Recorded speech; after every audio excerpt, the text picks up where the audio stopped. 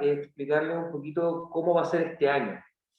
El Ministerio nos pidió que en una primera parte del año pudiéramos reforzar los contenidos que debieron verse en el curso anterior, ¿ya? Que era segundo nivel básico. Es por eso que... Adelante, pase. Buenas. Sí, tercer nivel básico.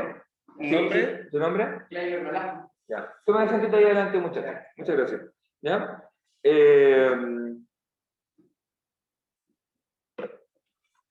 Chiquillos, por lo tanto, una primera parte del año va a ser revisar contenidos del año anterior y la segunda y tercera parte de este año vamos a ver los contenidos propiamente tal del nivel que son historia universal, formación ciudadana y economía, ¿ya? Así que de eso no se preocupen si quizás alguno cree que hay cosas que ya vio, pero son situaciones que nos pueden tocar, estimados, ¿ya? Así que para que no se asusten, ¿ok?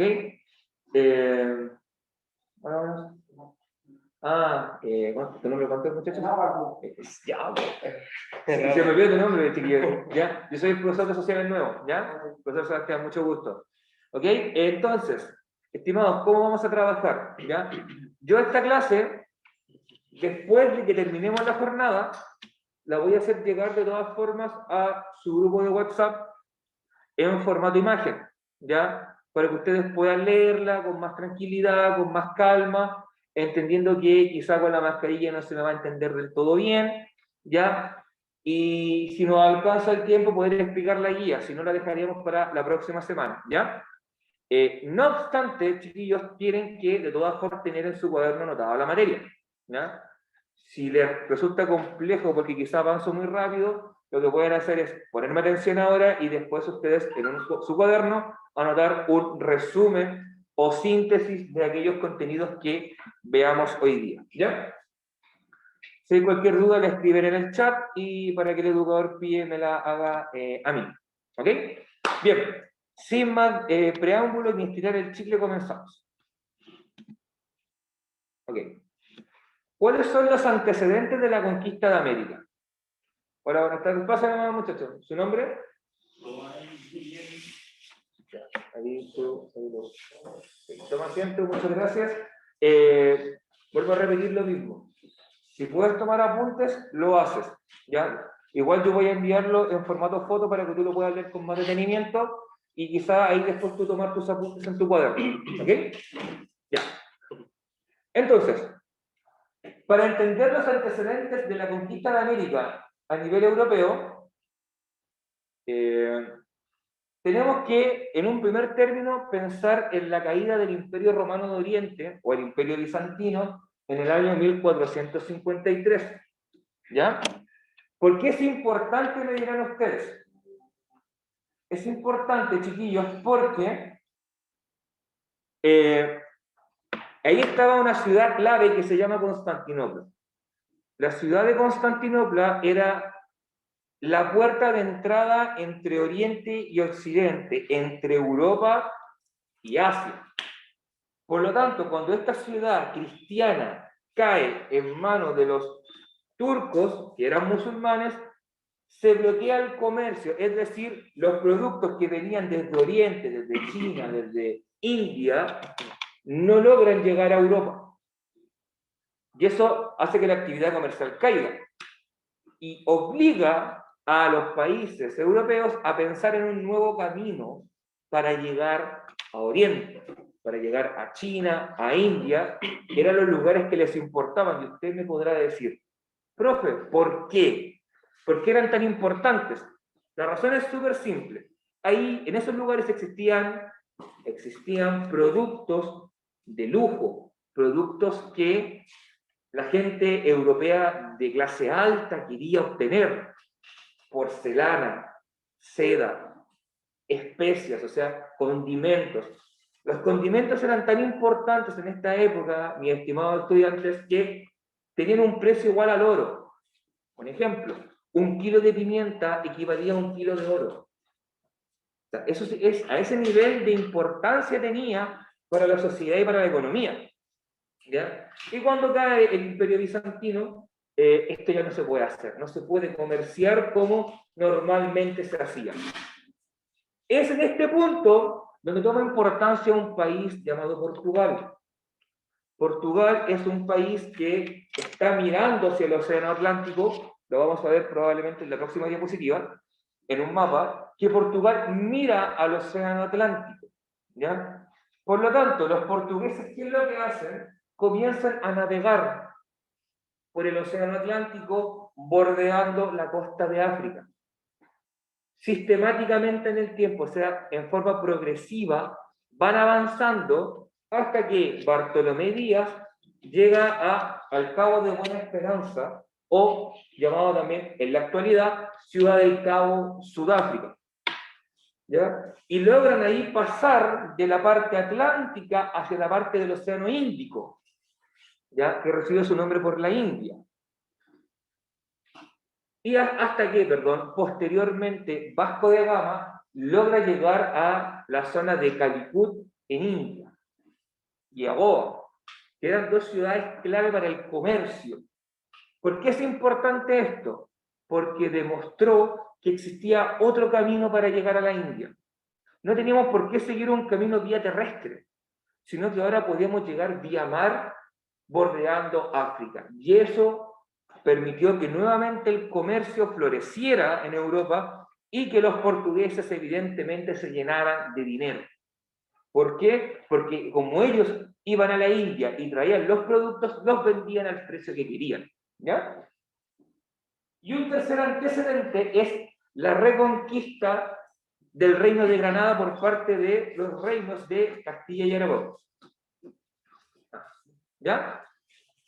La reconquista fue un proceso que se vivió durante muchos siglos, en los cuales los reinos de España, los diversos reinos que existían en España, fueron expulsando a los musulmanes, hasta que en el año 1492 expulsan a los musulmanes de Granada. Ivette quiere hablar. Bien. Ivette, te estaba dando la oportunidad de hablar, o no tendrá. O si no, que escriba. O si no, a lo mejor no. Si te cuesta hablar, escribe en el... ¿Con el Ivette? Sí. Se fue ahora. Si no, si se vuelve a conectar, me dices, ¿ya? No levantó la mano, quizás no escucha. Sí, a ver. Pero... Mira, a ver, si me logras escuchar a mí, ¿cómo se llama? Se llama Ives Cadet. Ives, si me escuchas, y tienes algún problema, no te preocupes, esto va a ser igual enviado para que ustedes los puedan leer. Yo sé que quizá la barrera idiomática es potente, por eso igual va a ser enviado en formato físico, o sea, en formato foto, para que ustedes lo puedan leer, ¿ya? Tranquilamente.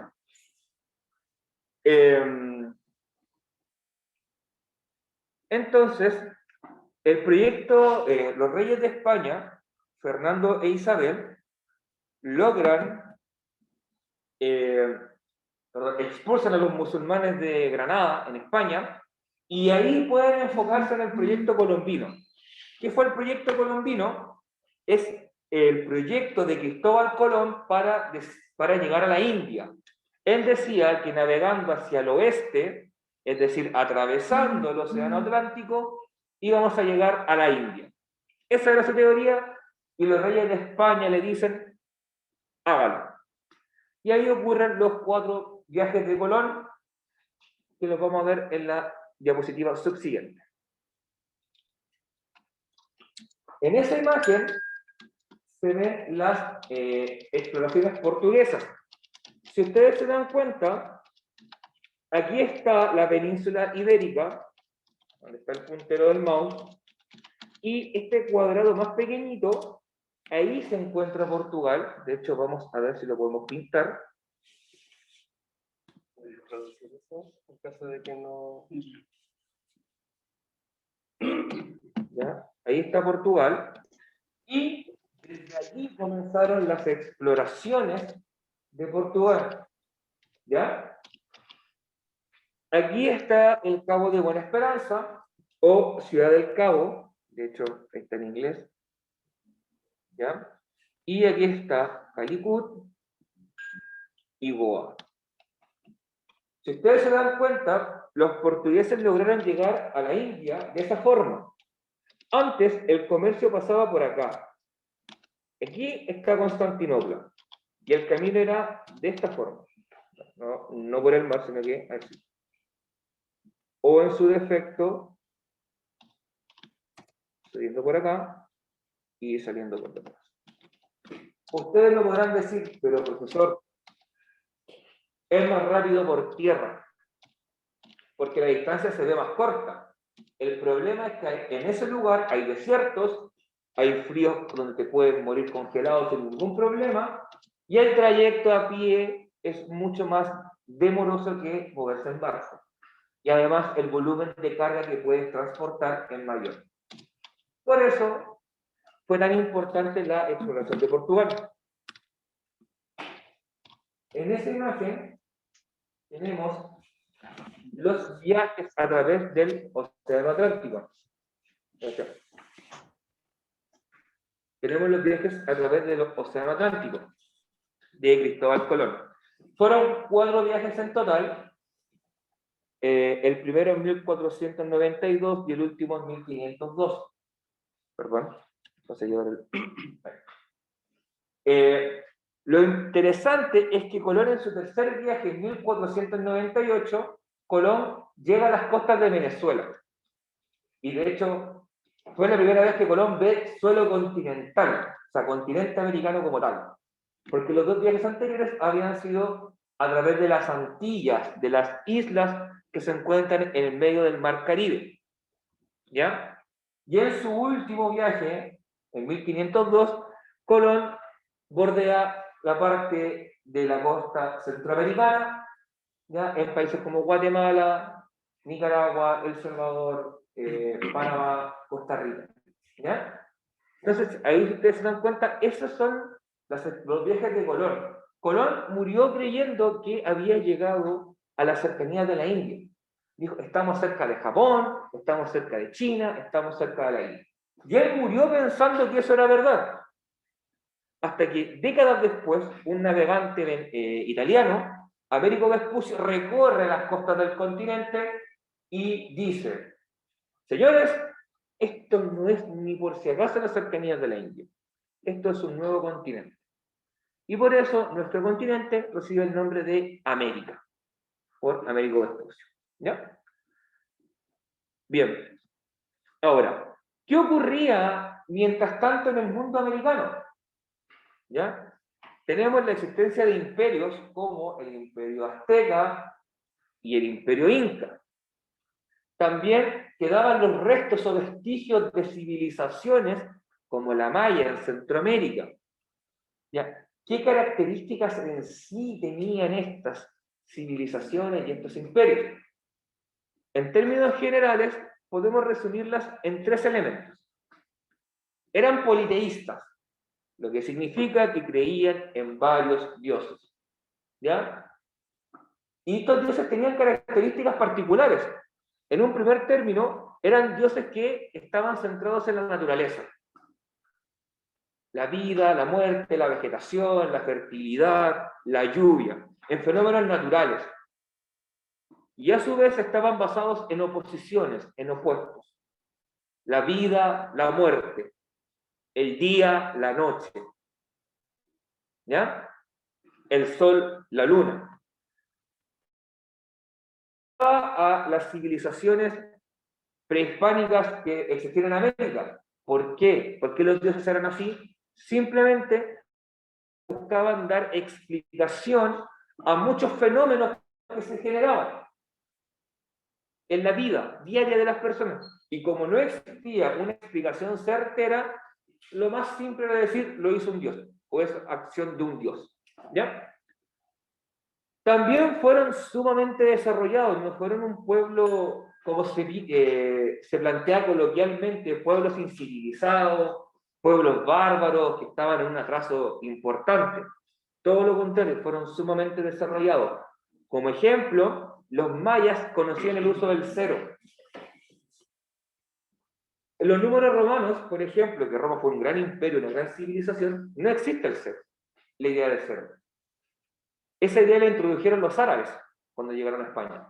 O sea, a ese nivel de genialidad matemática llegaron ellos que fueron capaces de entender el concepto de cero, de algo que es cero, que no existe, que es vacío. A eso también crearon calendarios que hasta el día de hoy son precisos. De hecho, muchos eclipses que han ocurrido solares o lunares fueron, los mayas los predijeron. Los incas también desarrollaron su propio lenguaje y su numeración. Los aztecas de igual forma. ¿Ya? A nivel de ingeniería fueron pueblos súper desarrollados. Si ustedes pueden observar las imágenes, no sé dónde se verá mejor, si en la pantalla de ahí o en el proyector, ustedes se dan cuenta, por ejemplo, Tenochtitlán, que es la ciudad que está abajo, que era la capital del Imperio Azteca, es una ciudad que se ve imponente. Piensen que ellos fueron capaces de rellenar un lago, el lago Texcoco, lo rellenaron para habitarlo. ¿Ya? Machu Picchu de la misma forma, fue una ciudad construida, fue una ciudad fortificada, construida por ellos. O sea, no eran pueblitos que vivían en carpas, tirando piedras, nada por el estilo. Tuvieron un desarrollo y una refinación cultural súper importante, ¿ya? A nivel de arquitectura igual. De hecho, para que te des una idea de cómo han perdurado algunos elementos culturales de estos pueblos. La idea del aseo diario, de bañarse todos los días, es propio de los pueblos nativos americanos. Los pueblos nativos americanos impusieron esa cultura porque el europeo se bañaba una vez al año. Si es que. Por eso en las pinturas que tú puedas ver de la época medieval, de la época moderna, está todo lleno de flores. Es para tapar el olor corporal. No es porque se ve bonito, no es por decoración.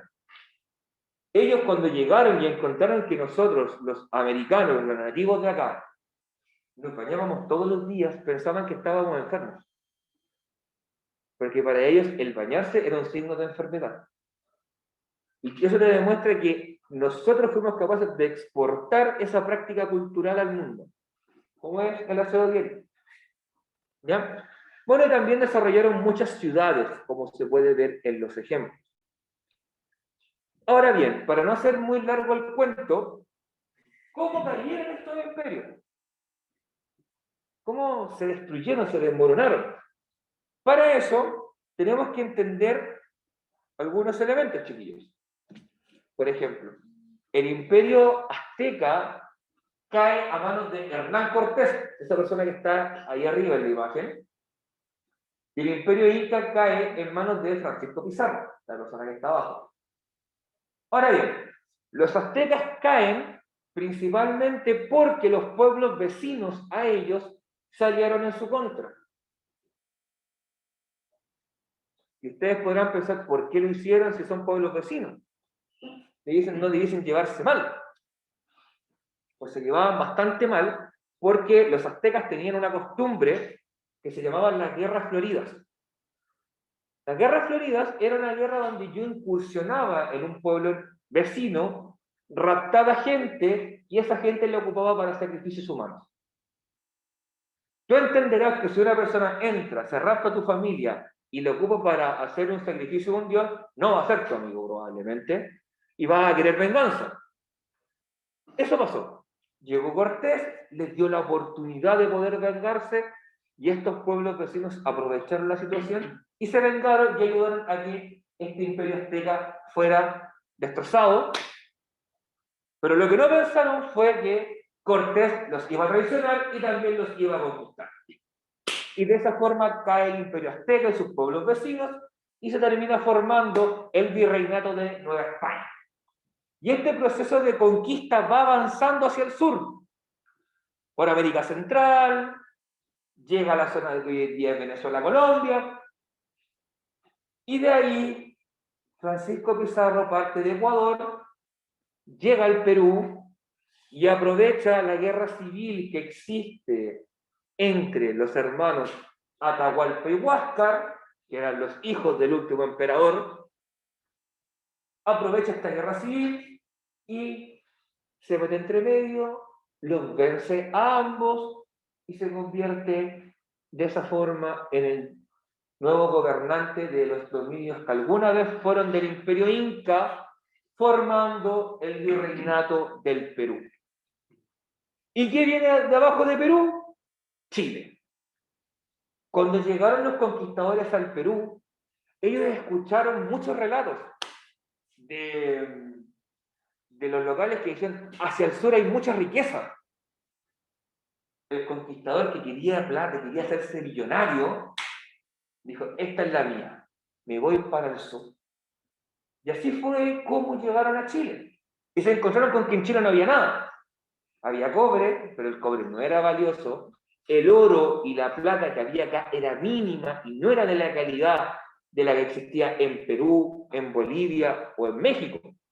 Por lo tanto, se dieron cuenta que le metieron gato por liebre y dijeron, esta cuestión no sirve. Por eso Chile fue un territorio muy poco poblado en comparación a las Antillas, a México o a Perú. ¿Ya?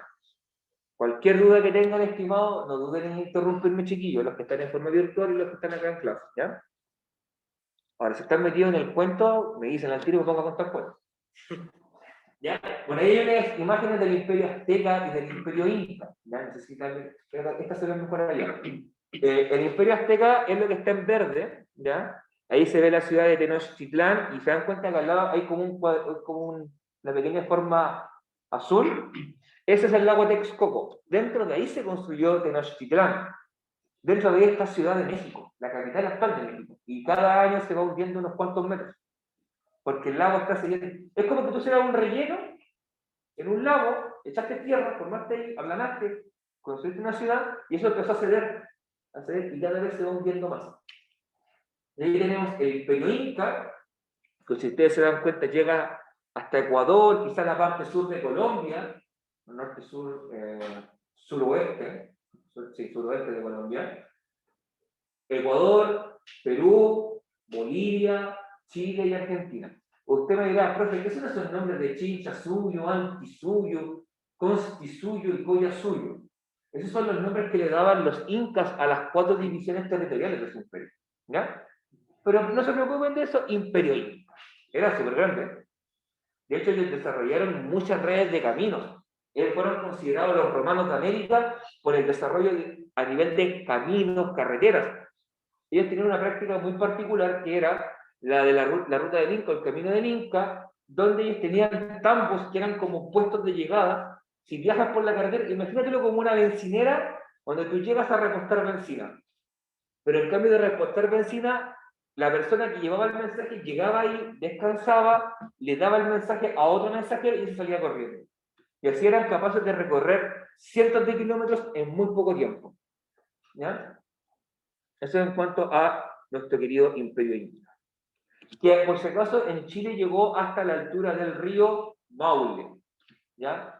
¿Por qué? Porque también ahí se encontraron con un pueblo bastante bueno para pelear, que no les gustaba que lo controlaran, que eran los mapuches. Tampoco los incas fueron capaces de controlar al pueblo mapuche.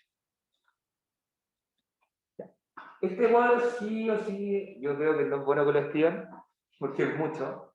Lo que explico acá en forma sintética o bien resumida son los pueblos prehispánicos que existieron en Chile. O sea, los pueblos previos a la llegada de los españoles. ¿Ya? En términos generales, yo puedo dividirlo en dos grandes grupos.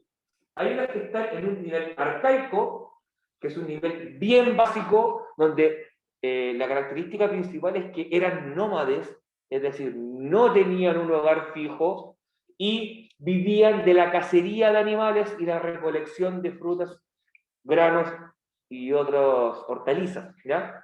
No manejaban la agricultura ni manejaban la ganadería. Los pueblos que están en un nivel formativo están en un nivel superior. ¿Por qué? Porque ya son sedentarios y manejan la agricultura y la ganadería a un nivel básico o a un nivel un poco más avanzado. ¿Ya? Esa es la forma más fácil de definir o de diferenciar, perdón, a los pueblos prehispánicos chilenos. Ahora bien, dentro de este nivel arcaico tenemos a los pueblos canoeros, que se manejaban en canoas, vivían en las canoas, ¿ya? que se dedicaban a la pesca y a la recolección de moluscos, mariscos y de otras algas, como en Chile es muy común el cochayuyo o el luche, que se ocupa para hacer preparaciones, que es un alga que se seca y se vende. ¿Ya? Los pueblos pedestres son pueblos que andaban a pie, que caminaban, en el fondo, siguiendo a su presa. Ellos se movían según las estaciones del año, donde estaban los animales que podían cazar, donde podían acceder o obtener eh, frutos, verduras, bayas, granos. En el nivel formativo tenemos, mis estimados, los agricultores incipientes, que es la agricultura más básica, más simple, donde están los pipunches, los huiliches y los mapuches. Ellos se caracterizan por una agricultura a nivel básico, no tienen una agricultura muy refinada en el fondo. No saben lo que es hacer un canal de regadío, no saben lo que es la importancia, por ejemplo, de desmalezar un sector para plantar algo, sino que plantan y lo que sale, sale. En cambio, los agricultores avanzados sí tienen ese conocimiento. ¿Por qué? Porque fueron influenciados por los incas. De hecho, tanto Aymara, Atacameño y Diaguita fueron pueblos dominados por el imperio inca. Los diaguitas se ubicaban en este sector. En el valle de la Aconcagua, en el valle de Quillota, hay muchos asentamientos y evidencia arqueológica de su presencia. De hecho, hay vestigios también de presencia inca acá, donde ellos traían a los trabajadores a producir agrícolamente acá, lo que se llamaban las mitimaes. ¿Ya? Y estos pueblos, al tener contacto con el imperio inca, adquirieron sus técnicas de trabajo y una agricultura más depurada, más limpia, más profesional, y además el desarrollo de la alfarería, que es el trabajo con greda, con arcilla, para poder producir jarrones, platos u otro implemento que fuera necesario. ¿Ya? Si me dan un momentito, chiquillos, voy a mirar algo.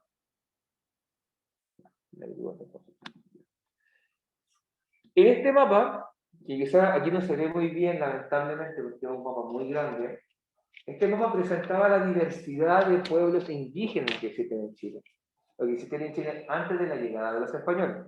Eran muchísimos, estimados, muchísimos pueblos prehispánicos que existían. ¿Ya? Lo importante es que hacia donde están los pueblos mapuches, no sé si se podrá marcar acá.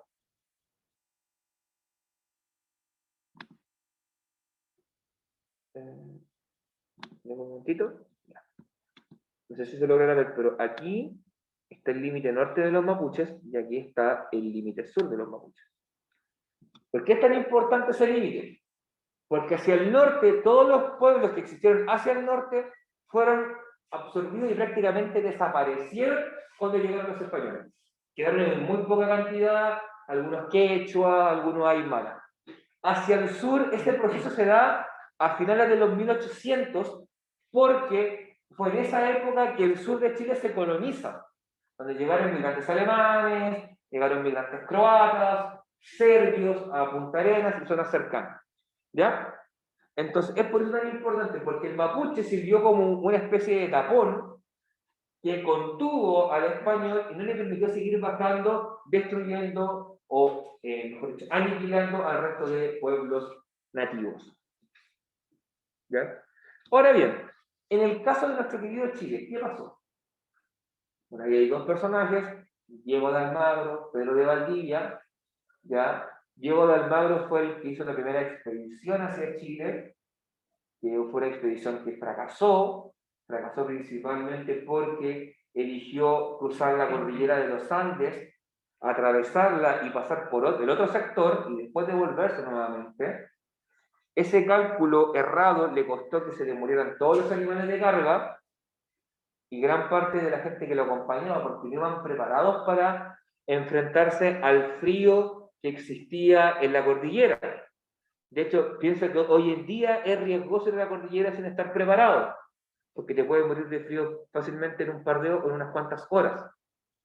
¿Ya? Hoy en día con ropa térmica, llevando una serie de elementos que te ayudan a mantener la temperatura, sigue siendo riesgoso. Imagínate en esta época. Y en el caso de Pedro de Valdivia, don Pedro lo que hizo fue atravesar el desierto y seguir derecho. Y eso fue lo que le funcionó. ¿Ya? Y por eso Pedro de Valdivia se convirtió en el primer gobernador de Chile. Aquí vamos a ver el mapa.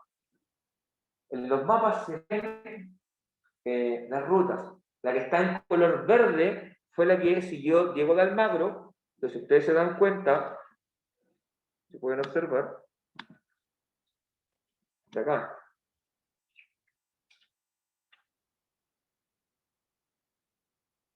Y aquí fue donde atravesó la cordillera. Todo esto que está acá es cordillera, es montaña. Por lo tanto, atravesar eso sin la preparación es prácticamente ir a una muerte segura. ¿Ya? Almagro llega hasta prácticamente el río Concagua, se llegó prácticamente hasta esta zona y se devolvió. Porque se dio cuenta que esto no va a funcionar. No va a funcionar, así que no sigo. Y en el caso de Pedro de Valdivia, Valdivia lo que hizo fue seguir una línea recta, atravesando el desierto, siguió, y llegó hasta el río Maipo. O sea, llegó un poquito más abajo, llegó prácticamente a la zona que es la capital de Chile, Santiago. ¿Ya? Valdivia logró su cometido de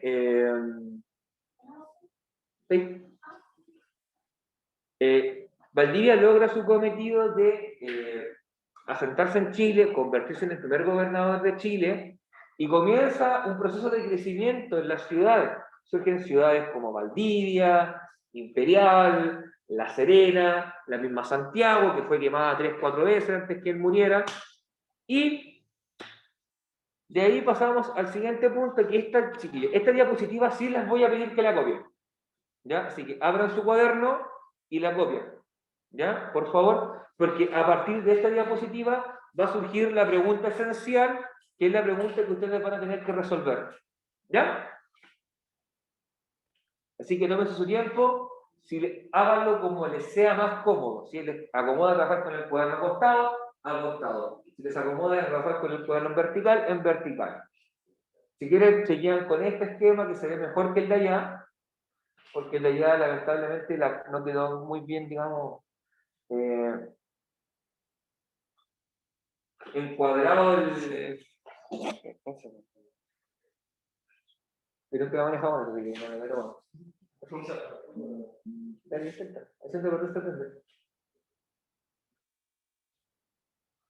¿Ya? Así que tómense unos minutitos, copienlo bien y de ahí voy a explicar el esquema para después poder pasar a explicar las preguntas.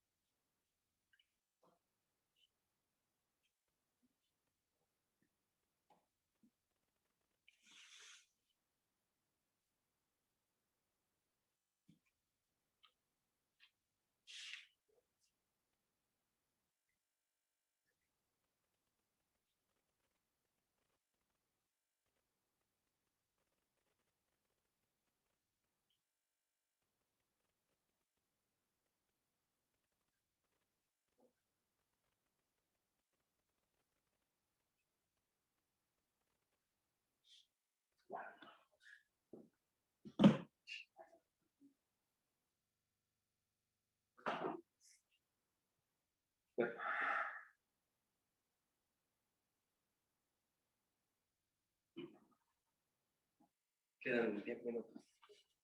¿Cómo se Para las 8. sí. ¿Ya? ¿Alcanzo por usted a explicarle la pregunta? Hola, buenas. Llegó al final, mi amigo. Toma asiento. Le pediría que copie ese esquema, por favor, que es el esquema clave para la pregunta esencial. ¿Ya? Así que Mientras ustedes lo copian, yo lo voy a ir explicando. ¿Ya? El esquema en sí lo que trata de explicar en forma bastante resumida es el... Perdón, me da con equivocarme acá.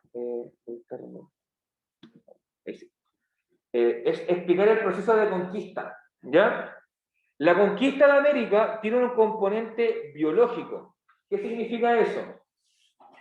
Que hay un aspecto de las enfermedades, ¿ya?, que trajeron los europeos al Nuevo Mundo, a América, para las que los nativos americanos no tenían defensa, no tenían anticuerpos, por lo cual murieron muchos de ellos por enfermedades. Y además de eso, hay un componente biológico en el aspecto del mestizaje.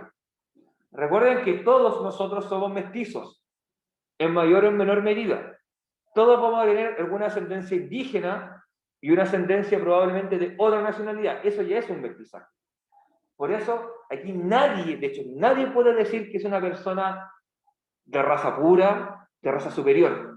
Todos tenemos en algún grado mezclas de cultura. De hecho, los españoles eran mezclas de culturas. Los franceses eran mezclas de cultura. Por lo tanto, nadie puede decir eso. ¿Ya? Eso por una parte, la parte biológica. En la parte cultural tenemos lo que se llama el sincretismo. El sincretismo es una mezcla de culturas. ¿Ya? Aquí yo voy a ocupar ejemplos más bien ligados a la realidad española y chilena. Ahí, si a ustedes se les ocurre quizá alguno con su propia realidad de su país, excelente, pueden ocupar también como ejemplo. ¿Ya? Vamos a hablar de la religiosidad. La religiosidad en la América Latina en su gran medida fue católica. ¿Ya? Y se fue mezclando con los elementos propios de los indígenas americanos. En Chile existe la costumbre de hacer ánimas, que son unas pequeñas casitas, en lugares donde falleció una persona, por ejemplo, en un accidente de tránsito, un accidente de carretera. Esa idea de la animita viene del el mundo indígena. Ellos colocaban piedras, un montículo de piedras en lugares donde había fallecido alguien, para recordar el sitio del fallecimiento.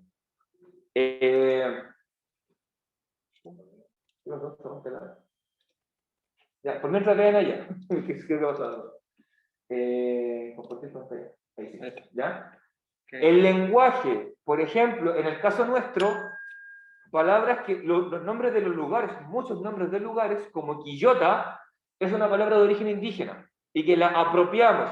Probablemente ustedes en su cultura también tienen palabras que fueron apropiadas de sus pueblos originarios. ¿Ya? En las comidas, también.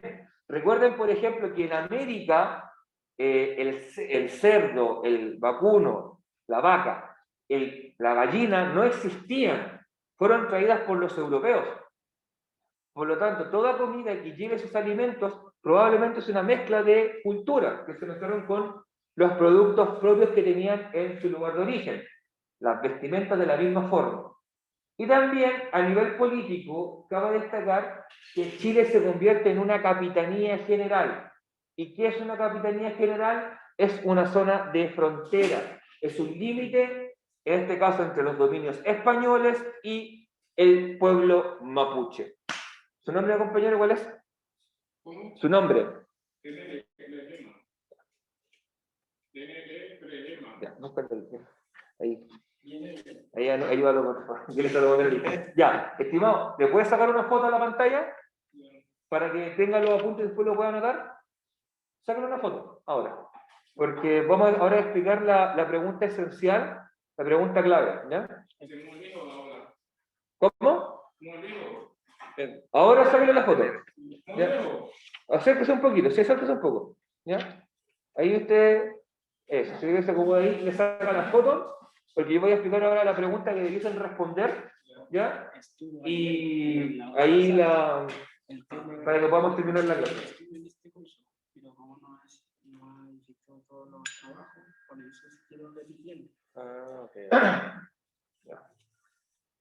Así que vamos a esperar eso y vamos a explicar la pregunta esencial y estaríamos cerrando la clase, ¿ya?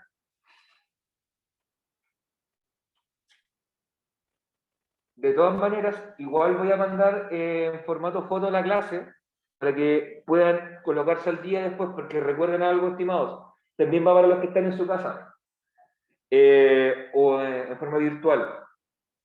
En un momento u otro vamos a volver a clases presenciales y vamos a revisar cuadernos. Y la clase tiene que estar en el cuaderno, ¿ya? Lo que uno hace al entregarle los apuntes es, en el caso de que ustedes se puedan demorar o les pase algo, tengan el tiempo de poder traspasarla limpia, ¿ya? No es que se queden con el apunte en el teléfono, ya listo, tengo la clase, no. Tienen que después escribirla en sus cuadernos, ¿ya? Bien. Okay. Ahí hay unas imágenes de ejemplo. Y vamos a pasar ahora a la pregunta esencial, por tema de tiempo, y terminaríamos. Ya. ¿De acá? Ahí. Estimados, la guía en sí constaba de varias partes, pero por tema de tiempo no las vamos a explicar todas. En este ítem, lo que ustedes tendrían que haber hecho, o tendríamos que haber desarrollado en clase, es ubicar los lugares en el mapa. No se preocupen. Lo haremos probablemente más adelante, estando en clase. Así que nos vamos a ir derechito a la pregunta esencial. Ahí está. Voy a checar un poquito el zoom para que no se tape. Ahí. Me pasé. No. Ahí. Esa pregunta tienen que responderla en sus cuadernos, sacarle una foto y enviármela. ¿Ya? En caso de que no entiendan la pregunta, nos pueden mandar un audio e intentamos de una forma u otra ayudarlos a construir la respuesta. ¿Ya? La pregunta dice, explique con sus palabras el esquema referido a la conquista de Chile. Diapositiva 12. El esquema que les quise hacer ahora es el esquema de la página 12. ¿Ya? El que tú le sacaste foto. ¿Bien? En ese caso, ¿qué es lo que tienen que hacer? Tendrían que hacer algo por esta idea. Voy a tratar de explicarlo lo más lento posible. La conquista de Chile presenta un factor biológico porque están las enfermedades que afectaron a la población y además existe el mestizaje entre el pueblo español y los nativos americanos. Además, existe un sincretismo cultural o una mezcla de culturas reflejada en la religiosidad, en la alimentación, en el lenguaje, en las vestimentas. ¿Ya? Y por último, Chile era una capitanía general porque era una zona de frontera. Y ahí estaría la respuesta armada. Eso que acabo de decir ahora, ustedes tienen que intentar armarlo con sus palabras. ¿Ya? Si les llegase a costar mucho, me escriben o hablan con Jan. ¿Jan, cierto? Sí. Con Jan, que él lo ayude un poco ahí a traducir para poder comunicarnos bien y así ustedes puedan tener una buena respuesta. ¿Por qué es importante? Porque nosotros nos vamos a tener pruebas por ahora, pruebas escritas. Por lo tanto, mediante esas preguntas los vamos a evaluar. En el fondo, su nota va a surgir a partir de esas preguntas. ¿Ya? ¿Cómo se llama usted? Sebastián. ¿Sí? De hecho, yo probablemente en un ratito más les voy a escribir en el chat del curso, si les soy el profesor Sebastián, y voy a intentar mandarle el material para que ustedes lo puedan tener desde ahora. ¿Ya? Entonces, eso sería por el día de hoy. ¿Alguna pregunta? ¿Alguna duda? ¿Algo que no entiendan? Si hay algo que les cueste mucho, recuerden, tienen aquí una ayuda increíble en Jan que los puede ir guiando un poquito, en el fondo, para estructurar las preguntas que me van a hacer a mí, ¿ya? Y yo responder las preguntas de la asignatura, ¿ok? La intención es que a todos les vaya bien, de que podamos salir adelante y ojalá este año todos lo puedan terminar de una muy buena forma, estimado. Fue un gusto verlo, agradezco que hayan sido súper respetuosos. Detalle. Arriba. Porque después nos pueden retar. De hecho, tenemos al gran hermano ahí arriba mirándonos, si no me había fijado. Así que eso, recuerden eso, chiquillos, porque si nos llegan a revisar o a fiscalizar, que te ven así, nos van a retar a nosotros. ¿Ya? Eso. Agradecido por su presencia, chiquillos. Nos quedan segundos. Pueden guardar su cuaderno, prepararse para ya salir a recreo. Ya les que están en forma virtual, muchas gracias y ojalá para la próxima semana sean más, porque fueron muy poquitos. ¿Ya? ¿Usted todavía está en el grupo? En el grupo de WhatsApp. Gracias, profe. Que esté bien. Sí, pero es que yo no es primera clase.